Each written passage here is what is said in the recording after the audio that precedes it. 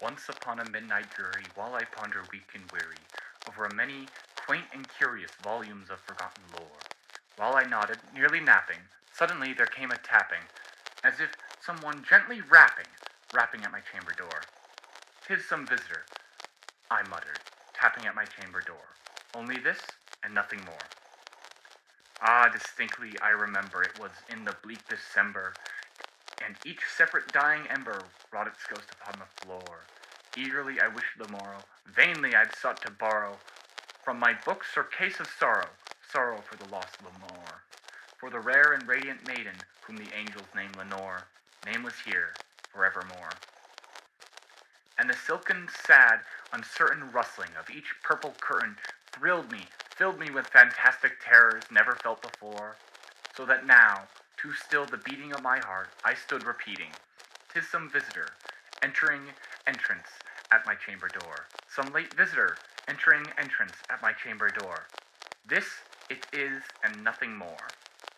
Presently my soul grew stronger, hesitating, then no longer. "Sir," said I, "or madam, truly your forgiveness I implore.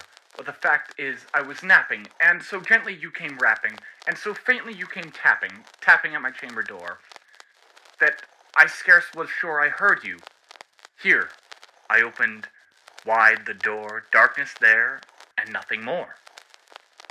Deep into that darkness peering, long I stood there wondering, fearing, doubting, dreaming dreams no mortal ever dared to dream before. But the silence was unbroken, and the stillness gave no token, and the only word there spoken was the whispered word, "Lenore?" This I whispered, and echo murmured back the word Lenore. Merely this, and nothing more. Back into the chamber, turning, all my soul within me burning, soon again I heard a tapping, somewhat louder than before. "Surely," said I, "surely that is something at my window latrix. Let me see, then, what theatrix is, and this mystery explore. Let my heart be still a moment, and this mystery explore. 'Tis the wind, and nothing more." Open here I flung the shutter, when with many a flirt and flutter in stepped a stately raven of the saintly days of yore.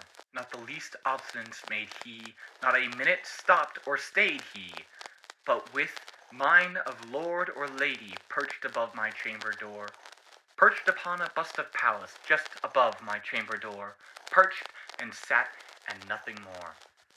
Then this bonny bird, beguiling my sad fancy into smiling, by the grave and stern decorum of the consonants it wore, "Through thy chest be shorn and shaven thou," I said, "art sure no craven, ghastly grim and ancient raven, wandering from the nightly shore.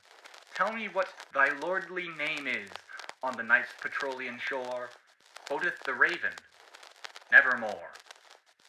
Much I marveled this ungainly fowl to hear discourse so plainly, though it is answered little meaning, little reverence for we cannot help agreeing that no living human being ever yet was blessed with seeing a bird above his chamber door, bird or beast upon the sculpture bust above his chamber door, with such a name as Nevermore.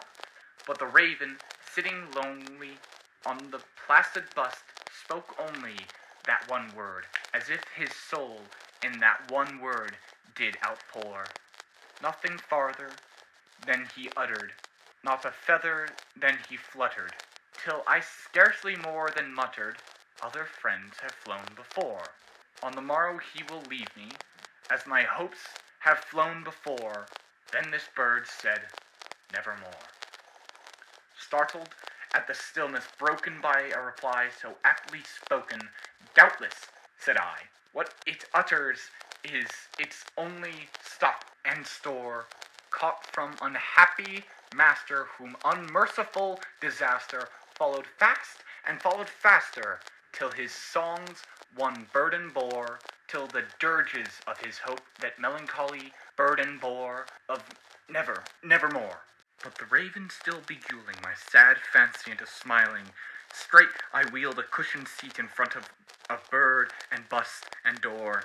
Then upon the velvet sinking, I betook myself to thinking, fancy unto fancy thinking, what is ominous bird of yore? What a grim, ungainly, ghastly, gaunt, and ominous bird of yore, meant in croaking, nevermore. This I sat engaged, and guessing, but no syllable expressing, to the fowl whose fiery eyes now burned into my bosom's core. This and more I sat divining, with my head at ease reclining, on the cushion's velvet lining that the lamplight gloated o'er, but whose velvet violet lining with the lamplight gloated o'er, she shall press, nevermore. Then methought the air grew denser, perfumed from an unseen censer, swung by seraphim whose footfalls tinkled on the tuft floor. Wretch, I cried, thy God hath lent thee, by these angels he hath sent thee, respite and nethbit from thy memories of Lenore. Quaff, oh quaff this kind of nethbit, and forget this lost Lenore. Quoth the raven, nevermore. Prophet, said I, thing of evil, prophet still, if bird or devil, whether tempest sent or whether tempest tossed, thee here ashore, desolate yet undaunted, on this desert land enchanted, on this home by horror haunted, tell me truly I implore, is there balm and gelded, tell me I implore. Quoth the raven, nevermore.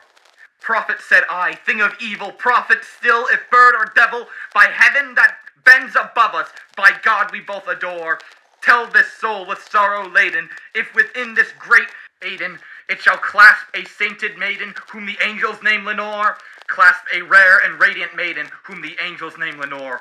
Quoth the raven, nevermore. Be that word our sign of parting, bird or fiend. I shrieked, upstarting, get thee back into the tempest and the night's petrolean shore. Leave no black plume as token of that lie thy soul hath spoken. Leave my loneliness unbroken. Quit the bust above my door. Take thy beak out of my heart, and take thy form off my door. Quoth the raven, nevermore. And the raven, never flittering, still sitting, on the pallid bust of Pallas, just above my chamber door, and his eyes all the seeming of a demon's that is dreaming, and the lamplight o'er him streaming throws his chateau on the floor, and my soul form out that chateau lies floating on the floor, shall be lifted nevermore.